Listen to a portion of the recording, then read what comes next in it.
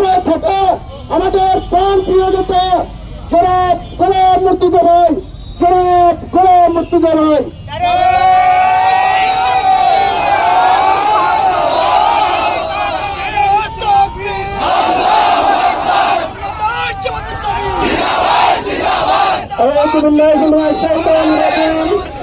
বিসমিল্লাহির রহমানির রহিম। আপনারা ইতিপূর্বে জেনেছেন গোপালগঞ্জে জুলাই যোদ্ধার উপর ফ্যাসিস্ট পতিত সরকারের নিষিদ্ধ ঘোষিত আওয়ামী লীগ তাদের উপর হামলা করে জুলাই যোদ্ধাদের রক্তাক্ত করেছে। আমরা এই ঘটনার তীব্র নিন্দা প্রতিবাদ জানাচ্ছি। সংগ্রামী উপস্থিতি, গোপালগঞ্জ বাংলাদেশের পৃথক কোন জেলার নাম নয়, গোপালগঞ্জ বাংলাদেশের বিচ্ছিন্ন কোন জেলা নয়, স্বাধীন সার্বভৌম দেশের একটি জেলার নাম হচ্ছে গোপালগঞ্জ। সেই গোপালগঞ্জ জুলাই যোদ্ধাদের আহত করা হয়েছে, জুলাই যোদ্ধাদের রক্তাক্ত করা হয়েছে।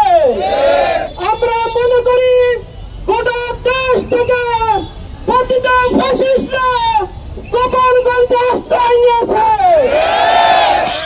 সংগ্রামী তাওহীদি জনতা, আমি প্রশাসনের কাছে আবেদন জানাতে চাই, গোটা গোপালগঞ্জে ত্রাণ অভিযান পরিচালনা করুন। যারা অস্ত্র নিয়ে হামলা করেছে তাদেরকে গ্রেপ্তার করে বিচারের আওতায় নিয়ে আসুন। তাদেরকে যদি গ্রেপ্তার না করেন, তাদেরকে যদি বিচারের আওতায় না নিয়ে আসেন, তাহলে গোটা দেশের তাওহীদি জনতাদের সাথে নিয়ে গোপালগঞ্জের লং মার্চ পরিচালনা করা হবে। গোপালগঞ্জ থেকে ফ্যাসিস্টদের উৎখাত না করা পর্যন্ত আমাদের আন্দোলন চলবে।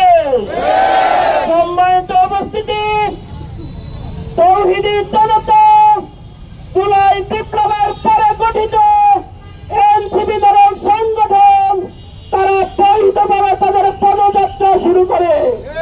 গোটা দেশে পদযাত্রার অংশ হিসেবে গোপালগঞ্জে তাদের গতকালকে পদযাত্রা ছিল। সেই পদযাত্রায় নিরাপত্তা দেওয়ার দায়িত্ব ছিল প্রশাসনের।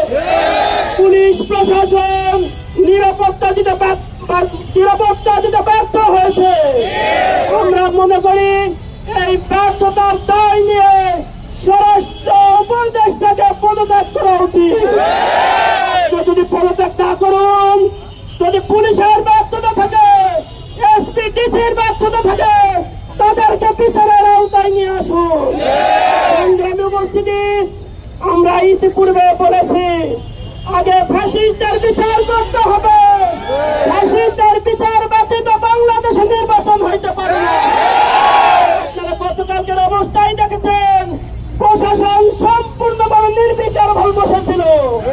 যদি প্রশাসনের এই অবস্থা হয়, সন্ত্রাসীদের কাছে আত্মসমর্পণ করে, তাহলে বাংলাদেশে নিরপেক্ষ নির্বাচন হইতে পারে না। আগে ফ্যাসিস্টদের বিচার করুন, নিষিদ্ধ আওয়ামী লীগের বিচার করুন, এরপরে নির্বাচনের দিকে এগিয়ে যান। সংগ্রামী তাওহীদি জনতা, এই দেশকে ফ্যাসিস্ট মুক্ত করার জন্য, আওয়ামী লীগ মুক্ত করার জন্য জুলাই যোদ্ধাদের সাথে আমাদের ঐক্যবদ্ধ হইতে হবে। প্রয়োজন গোটা বিশ্বে, গোটা দেশে ইস্পাত কঠিন ঐক্য দরকার। এই ফ্যাসিস্টদের বিদায় করতে হলে ঐক্যের কোন বিকল্প নাই। সংগ্রামী ভাইরা, আসুন আমরা ফ্যাসিস্টকে তাড়ানোর জন্য গোটা দেশের মানুষকে নিয়ে ঐক্যবদ্ধভাবে আন্দোলনে ঝাঁপিয়ে পড়ি। এই উদাত্ত আহ্বান জানিয়ে আজকে আমার বক্তব্য এখানে শেষ করছি। আসসালামু আলাইকুম ওয়া রাহমাতুল্লাহ।